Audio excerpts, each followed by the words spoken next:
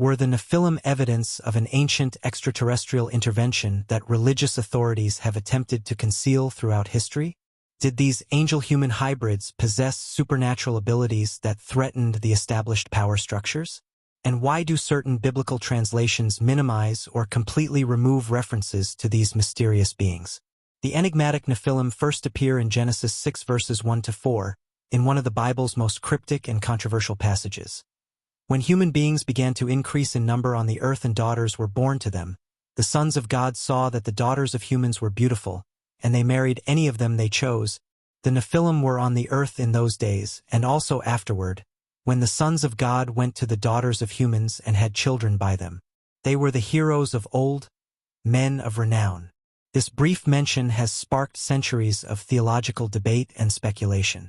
The Hebrew term Nephilim derives from the root naphal, meaning to fall or to cause to fall, which some scholars interpret as fallen ones or those who cause others to fall. This etymology itself raises intriguing questions about their nature and purpose. Were they called fallen ones because they descended from heaven, or because they caused the moral fall of humanity, or perhaps because they were physically imposing figures who could cause others to fall in battle? The identity of the sons of God, Bnei Ha-Elohim, who fathered the Nephilim, is equally contentious. Three primary interpretations have emerged throughout history. They were fallen angels who mated with human women. They were descendants of Seth, Adam's third son, who intermarried with the supposedly corrupt line of Cain, or they were ancient rulers or nobles who took multiple wives. The angelic interpretation dominated early Jewish and Christian thought, though by the Middle Ages, many theologians had shifted toward the Sethite view, uncomfortable with the implications of angels procreating with humans. The second significant biblical reference appears in Numbers 13:33, when the Israelite spies report seeing Nephilim in Canaan. "We saw the Nephilim there. The descendants of Anak come from the Nephilim. We seemed like grasshoppers in our own eyes, and we looked the same to them." This passage explicitly describes them as giants, suggesting they were physically imposing beings who inspired fear. Interestingly, this occurs after the Great Flood, which supposedly wiped out all humanity except Noah's family, raising questions about how the Nephilim could have survived. A close examination of different biblical translations reveals striking discrepancies in how these passages are rendered. The Septuagint, the ancient Greek translation of the Hebrew Bible, translates Nephilim as gigantes, giants, emphasizing their enormous stature. The Latin Vulgate similarly uses gigantes. However, some modern translations avoid the term Nephilim altogether or insert interpretive phrases that downplay their supernatural origins. For instance, the Good News translation renders Genesis 6 verse 4 as, "In those days, and even later, there were giants on the earth who were descendants of human women and the heavenly beings. They were the great heroes and famous men of long ago." This interpretive translation subtly shifts emphasis away from the mysterious nature of these beings. The textual history of these passages reveals evidence of possible redaction and censorship. Biblical scholars have noted that Genesis 6 verses 1 to 4 appears to be a condensed version of what may have been a longer narrative. The abrupt introduction of the Nephilim without further explanation suggests that the original audience was already familiar with these beings, implying a cultural context and understanding now lost to us. Some scholars propose that this passage is a deliberately abbreviated reference to a well-known story that later religious authorities deemed too problematic to include in full. Further evidence for this theory comes from the Dead Sea Scrolls and other ancient Jewish texts, which contain expanded versions of the Nephilim narrative. The Book of Giants, fragments of which were found among the Dead Sea Scrolls, elaborates on the activities and eventual fate of the Nephilim, portraying them as destructive giants who ravaged the earth until divine judgment was brought against them. These expanded narratives suggest a rich tradition about the Nephilim that was largely excluded from canonical scripture. The linguistic analysis of these passages also reveals interesting nuances. In Genesis 6 verse 4, the Nephilim are described as Gibborim, mighty ones, and Anshai Hashem, men of renown. These terms suggest they held significant social and perhaps political power in the antediluvian world. Some scholars argue that these descriptions reflect historical memories of an ancient warrior class or ruling elite that was later mythologized. Others suggest these terms point to their superhuman abilities and semi-divine status. Cross-referencing with other ancient Near Eastern texts reveals fascinating parallels. The Mesopotamian epic of Gilgamesh describes Gilgamesh himself as two-thirds god and one-third human, a hybrid being of extraordinary strength and stature. Similarly, Greek mythology is replete with tales of demigods born from unions between gods and humans. These parallels suggest that the concept of divine human hybrids was widespread in the ancient world, raising questions about whether these stories preserve cultural memories of an actual phenomenon or reflect a common mythological motif. The apparent scarcity of biblical references to the Nephilim, despite their seemingly significant role in primeval history, has led some scholars to suggest that later editors deliberately minimized their presence in the text. This theory is supported by the fact that extra-biblical Jewish texts like 1 Enoch, Jubilees, and various Midrashim contain much more extensive treatments of the Nephilim and their angelic parents. These texts were widely read and influential in Second Temple Judaism but were ultimately excluded from the canonical Hebrew Bible, possibly because their elaborate angelology and explicit descriptions of angel-human procreation were deemed theologically problematic. The implications of the Nephilim narrative for traditional theology are profound and potentially disruptive. If the sons of God were indeed angels who procreated with humans, this challenges conventional understanding of angelic nature as spiritual beings without physical form. It also raises uncomfortable questions about divine control over creation if supernatural beings could interfere with human genetics and produce hybrid offspring.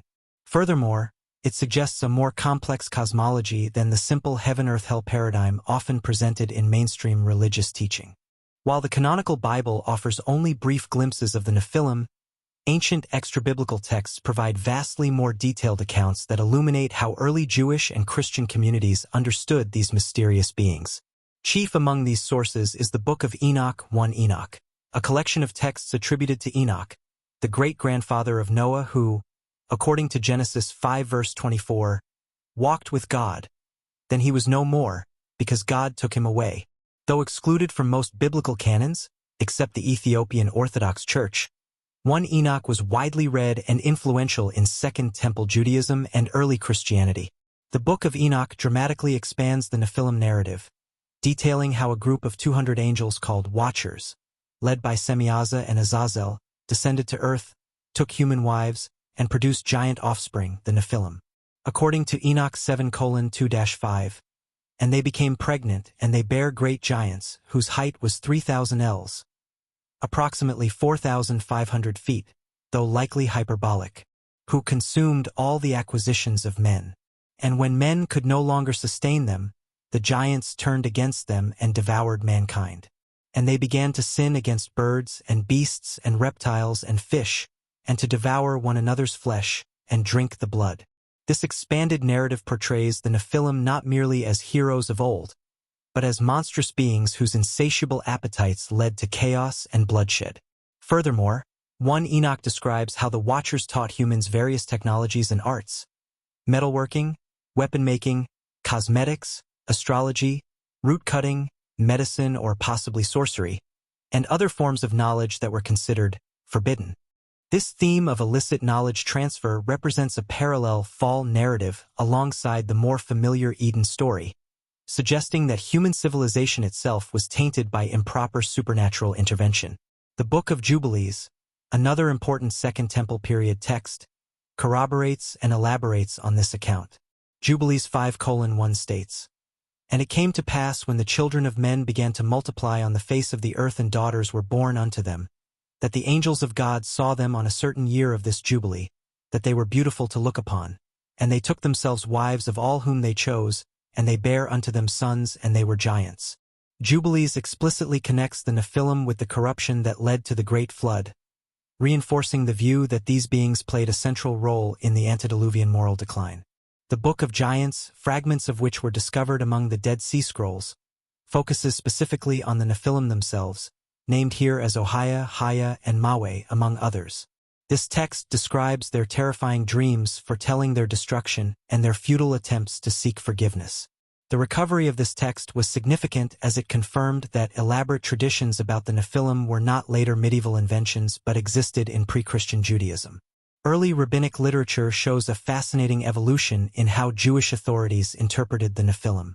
Some early midrashim maintain the angelic interpretation, with Genesis Rabbah 26:7 describing how the angels Shemhazai and Azael descended to earth and succumbed to human temptation. However, as rabbinic Judaism developed, there was an increasing tendency to interpret the sons of God as human nobles or judges rather than angels, perhaps reflecting theological discomfort with the implications of angel-human procreation. The Dead Sea Scrolls community at Qumran clearly embraced the supernatural interpretation, preserving multiple copies of Enoshic literature. Their interest in the Nephilim narrative may have connected to their apocalyptic worldview, which emphasized the ongoing cosmic battle between forces of light and darkness. For them, the Nephilim episode represented a paradigmatic example of cosmic boundaries being violated, resulting in divine judgment, a theme relevant to their expectation of an imminent final judgment. Early Christian interpretations of the Nephilim varied widely. Several early church fathers, including Justin Martyr, Irenaeus, Clement of Alexandria, Tertullian, and Lactantius, accepted the angelic interpretation of Genesis 6 and cited the Enoshic tradition. Justin Martyr, in his Second Apology, explicitly states that the offspring of angels and human women were demons who subdued the human race to themselves. However, as Christianity developed, influential figures like Augustine of Hippo rejected this view, arguing in City of God that angels, being spiritual beings, could not physically procreate with humans. Augustine's interpretation, which identified the sons of God as the righteous line of Seth who intermarried with the corrupt line of Cain, eventually became dominant in Western Christianity. The shift away from the supernatural interpretation coincided with the formal exclusion of 1 Enoch from the biblical canon at councils like Laodicea, 363 to 364 CE, and Carthage, 397 CE. This exclusion was not arbitrary but reflected theological concerns about angelology and the nature of evil. The Enoshic narrative suggested that evil originated from rebellious angels who corrupted humanity through illicit knowledge and hybrid offspring, a view that potentially conflicted with emerging Orthodox doctrines emphasizing human free will and original sin. Despite this official suppression, traditions about the Nephilim persisted in various forms. Byzantine chronicles, medieval Jewish mystical texts like the Zohar, and various apocryphal writings kept these traditions alive, often adapting them to fit evolving theological frameworks. The Zohar, for instance, reinterpreted the Nephilim as spirits that manifest physically rather than literal angel-human hybrids, preserving the supernatural element while avoiding the problematic implications of angelic procreation. Islamic tradition incorporated elements of the Nephilim narrative through the figure of Harut and Marut, angels mentioned in the Quran who taught people magic in Babylon. While not identical to the Enoshic Watchers, they represent a similar theme of supernatural beings imparting forbidden knowledge to humans, suggesting that elements of the older tradition were absorbed into Islamic angelology. Eastern Orthodox Christianity, particularly Ethiopian and Egyptian traditions, maintained a more open stance toward Enoshic literature. The Ethiopian Orthodox Church includes 1 Enoch in its biblical canon, allowing the expanded Nephilim narrative to retain canonical status in at least one major Christian tradition. Coptic texts and traditions similarly preserved aspects of the Watcher/Nephilim story, often connecting it to ongoing spiritual warfare. Archaeological evidence has occasionally been interpreted in light of the Nephilim narrative. Discoveries of unusually large human skeletal remains throughout history have sometimes been linked to the biblical giants, though modern science attributes such findings to either misidentification of megafauna fossils or rare cases of medical conditions like gigantism. Nevertheless, the persistent association of archaeological anomalies with the Nephilim reveals the enduring power of this narrative to shape interpretations of physical evidence. The suppression and transformation of the Nephilim narrative throughout history reflect broader theological and social concerns. The explicit angel-human hybridization described in early texts challenged fundamental categories, divine/human, natural/supernatural, that religious authorities sought to maintain. Additionally, The portrayal of supernatural beings rebelling against divine order and introducing forbidden knowledge to humanity carried potentially subversive implications that may have troubled religious hierarchies invested in maintaining established knowledge systems and power structures. In contemporary times, the enigmatic Nephilim have experienced a remarkable resurgence of interest, spawning diverse interpretations that range from scholarly theological reassessments to speculative fringe theories. This renewed fascination reflects both modern hermeneutical approaches to ancient texts and broader cultural anxieties about human origins and potential extraterrestrial influence on human development. Academic biblical scholarship has largely approached the Nephilim narrative through historical critical and comparative mythological lenses. Many scholars view the Genesis 6 account as an etiological myth, a story intended to explain the origin of an ancient tradition about heroes or giants. They often connect it to widespread Near Eastern and Mediterranean myths about semi-divine beings, suggesting that the biblical account represents the Yahwistic adaptation of a common mythological motif. The documentary hypothesis, which proposes that the Pentateuch was compiled from multiple source documents, typically assigns the Nephilim passage to the Yahwist source, dating it to the 10th to 9th centuries BCE. This placement situates the narrative within the context of early Israelite efforts to distinguish their religious traditions from surrounding polytheistic cultures, while still accounting for widely known stories about divine-human interaction. Anthropological approaches have interpreted the Nephilim narrative as a cultural memory of encounter with others. Some scholars suggest that stories of giants might preserve memories of contact with different human groups, perhaps taller peoples encountered during migration or conquest. Others propose that the narrative reflects social tensions between different classes or groups in ancient society, with the sons of God representing an elite ruling class who exerted power over common people. These sociological readings interpret the divine punishment that follows not as literal history but as a moral commentary on abuse of power and social injustice. Conservative religious scholars and theologians have generally maintained traditional interpretations while adapting them to modern sensibilities.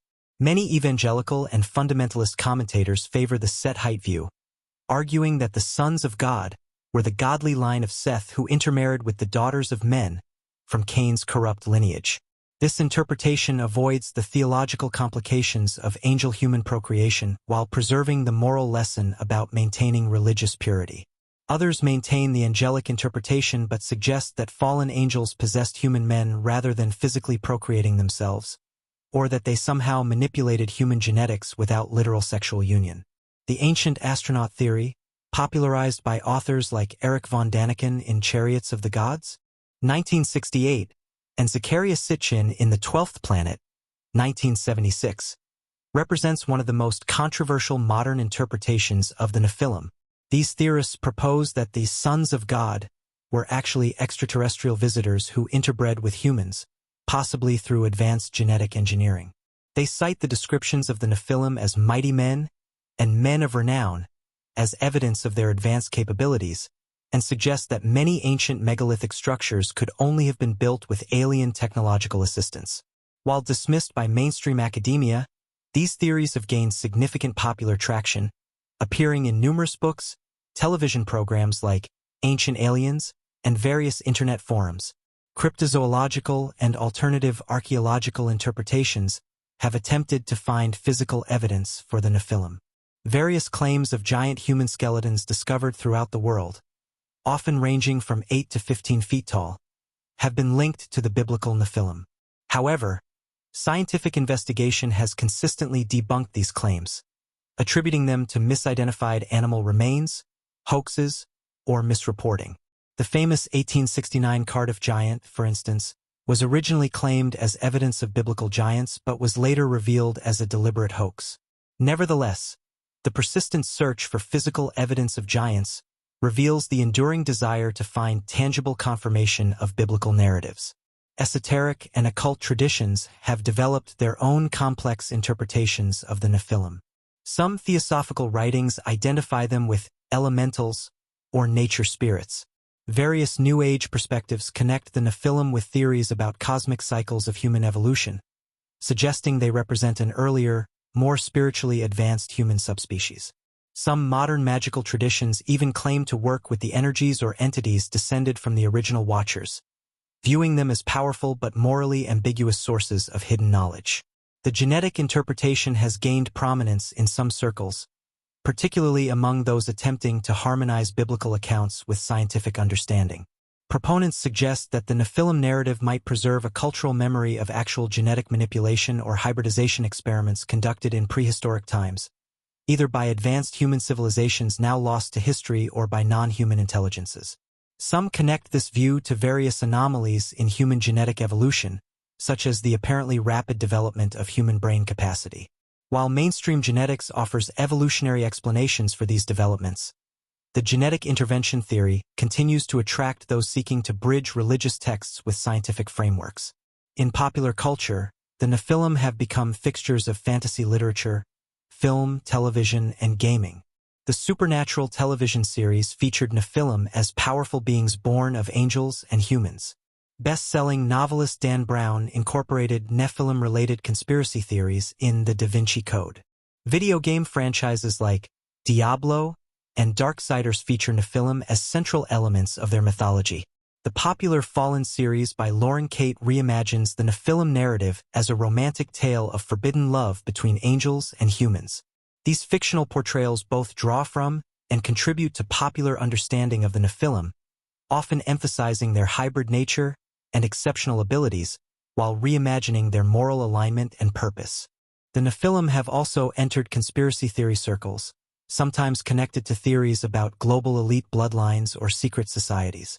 Some conspiracy theorists claim that certain powerful families are genetic descendants of the original Nephilim, possessing hidden abilities or knowledge that allow them to maintain control over human affairs. These theories often incorporate elements of anti-Semitic tropes and other problematic conspiracy narratives, demonstrating how ancient religious concepts can be repurposed to support contemporary prejudices and paranoia. Religious responses to renewed interest in the Nephilim have varied widely. Some conservative religious commentators view the surge of popular fascination with angels, demons, and Nephilim as evidence of increasing spiritual awareness, albeit often misdirected. Others see it as dangerous speculation that distracts from core theological truths. A number of modern religious writers have attempted to reclaim the Nephilim narrative by emphasizing its moral lessons about boundaries and divine judgment rather than focusing on the sensational aspects of angel-human hybrids. The enduring fascination with the Nephilim reveals something profound about human psychology and our relationship with religious texts. These mysterious beings occupy the intriguing borderlands between human and divine, natural and supernatural, history and myth. Their story touches on fundamental questions about human origins, the nature of evil, forbidden knowledge, and cosmic order. Whether interpreted as literal history, symbolic myth, garbled memory of prehistoric events, or evidence of extraterrestrial intervention, the Nephilim narrative continues to captivate precisely because it suggests that human history may be more complex and mysterious than conventional accounts allow. In an age characterized by rapid scientific advancement yet persistent spiritual seeking, the Nephilim represent a tantalizing possibility that our ancient texts might contain encoded truths about our origins and place in the cosmos that we are only beginning to decipher. Their continued presence in our cultural imagination testifies to humanity's enduring desire to peer beyond the veil of ordinary reality and glimpse the extraordinary possibilities that might lie hidden in our past and, perhaps, our future.